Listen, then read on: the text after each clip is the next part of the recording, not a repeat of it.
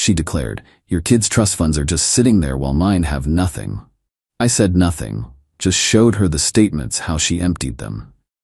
When her parents found out where the money really went, I, 38 male, am sitting in my home office staring at bank statements that make me sick to my stomach. My wife Veronica, 35, of 4 years, just stormed out after I confronted her with evidence that she's been stealing from my children.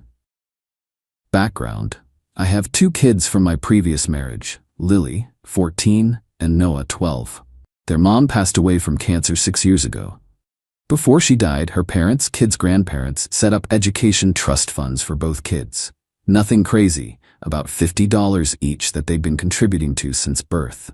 Meant for college, trade school, whatever path they chose. When I married Veronica, she brought 2 kids, Jade, 13, and Aiden, 11. I've tried to treat them equally, pay for their activities, clothes, everything from our household income. But the trust funds were specifically from their maternal grandparents, completely separate.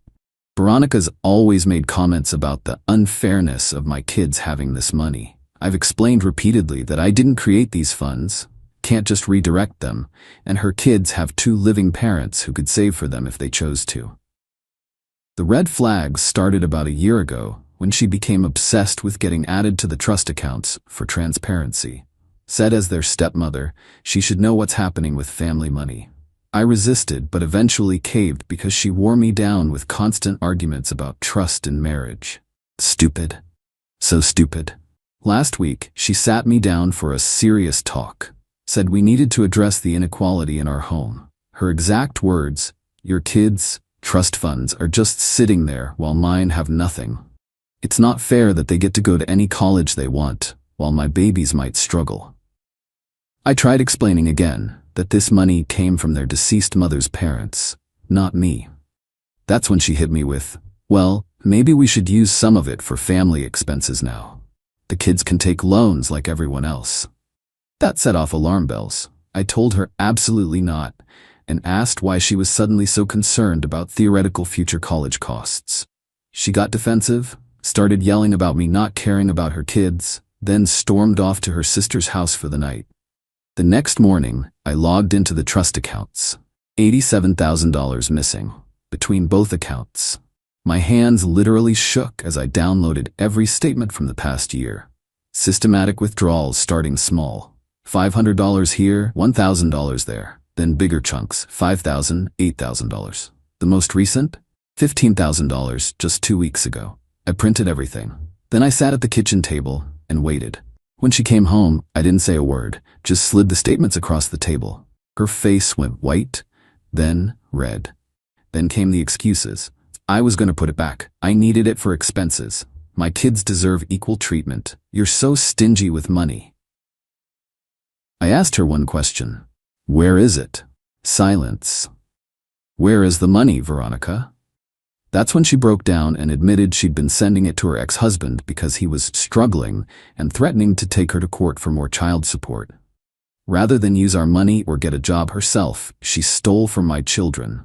I told her she had 48 hours to figure out how to return every penny or I'd be calling the police. She left. Actually left. Said I'd never do that to the mother of her children, and she knew her rights as my wife. I'm done.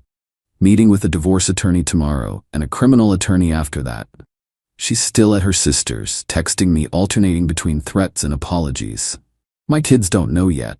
How do I tell them that the money their grandparents saved for their future is gone? Update 1. The last 72 hours have been insane.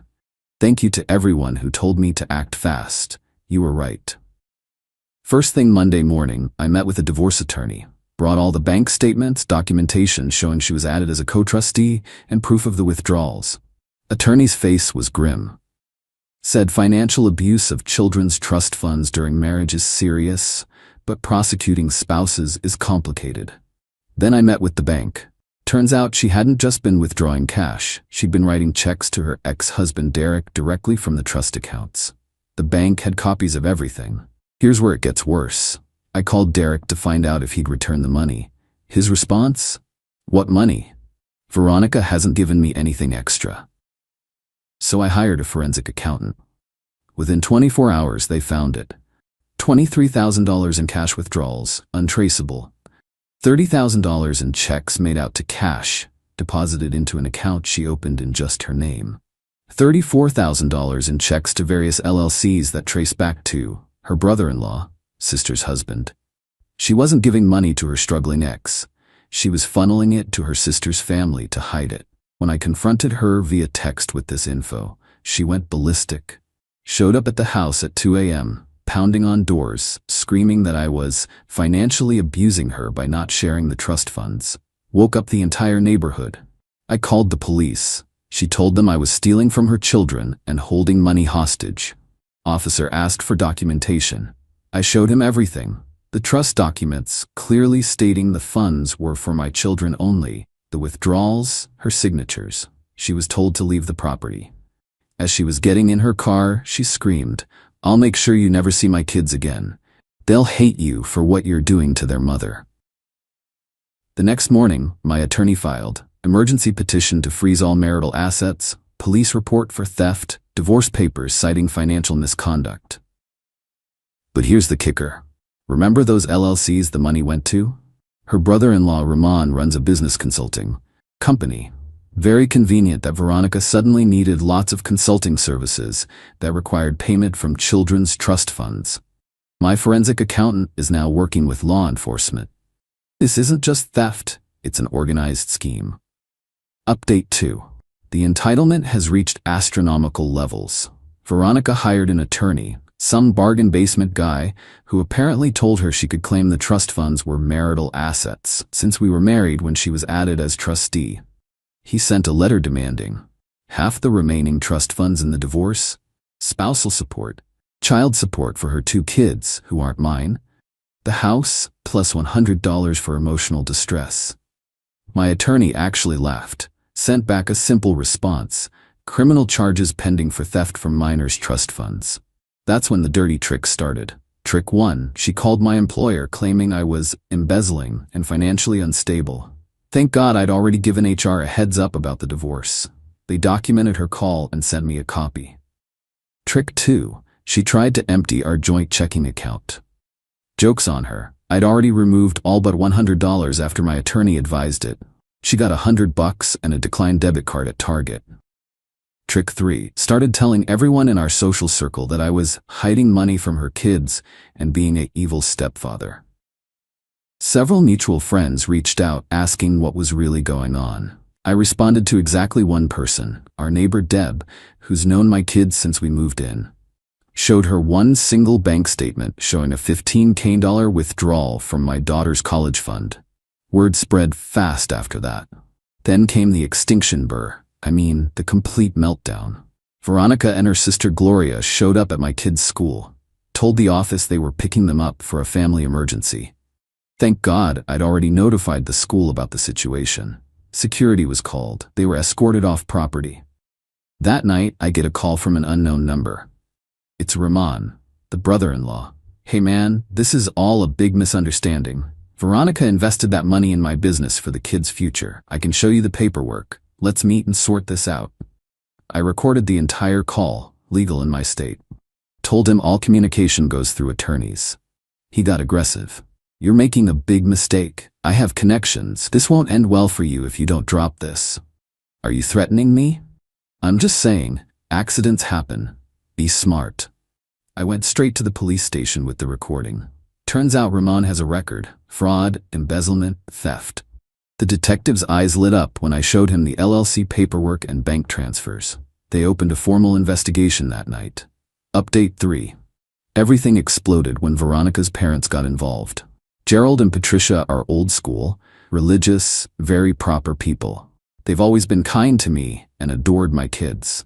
Veronica had been telling them I was going through a midlife crisis and abandoning the family. They called asking to meet for coffee to talk sense into me. I agreed, but brought something with me. A folder containing every bank statement showing the withdrawals, the canceled checks to Ramon's LLCs, the police report, the recording of Ramon threatening me. I'll never forget Patricia's face as she read through everything. Gerald had to help her to a chair. She stole from children? From Lily and Noah's college funds? When I confirmed and showed them the total, $87,000, Patricia started crying.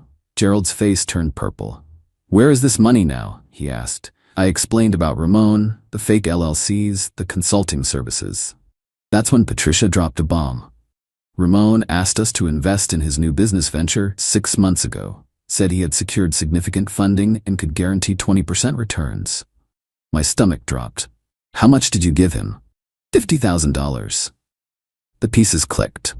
Veronica wasn't just stealing from my kids, she was part of a scheme to defraud her own parents too. Gerald immediately called his attorney. Within 48 hours, they'd frozen a trust they'd set up for Veronica, demanded Ramon return their investment, hired their own investigator.